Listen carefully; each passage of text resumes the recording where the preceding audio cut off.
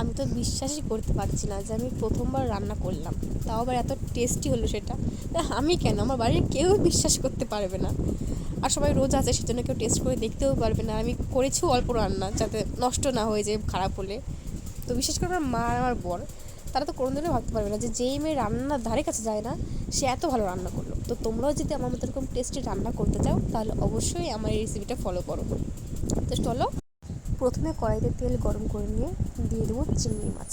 এবার চিংড়ি মাছগুলোকে ভালো করে ভাজা হয়ে গেলে একই তেলে গোটা গরম মশলা এবং তেজপাতা দিয়ে হালকা ভেজে নিয়ে আমরা দিয়ে দেবো পেঁয়াজ বাটা, কাঁচা লঙ্কা বাটা, রসুন বাটা ও আদা বাটা। এবার এগুলোকে ভালো করে ভেজে নিয়ে ওর উপরে দিয়ে দেবো আমরা ফাটানো দই, টক দই। এবার এটাকে মশলার সাথে ভালো করে কষিয়ে নেব।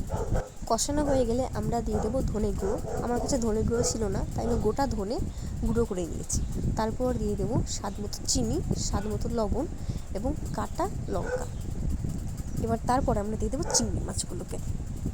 এবার চিংড়ি মাছগুলো দিয়ে ভালো করে নাড়াচাড়া করে তোমরা যদি চাও এটাকে এভাবে নামিয়েও নিতে পারো।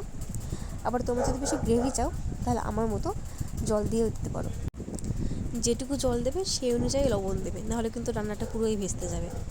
তো আমি তারপর আমার পরিমাণ মতো লবণ দিয়ে এটাকে আরেকটু কষিয়ে নামানোর সময় গরম মশলা গুঁড়ো এবং ঘি দিয়ে সেটাকে নামিয়ে নিয়েছি।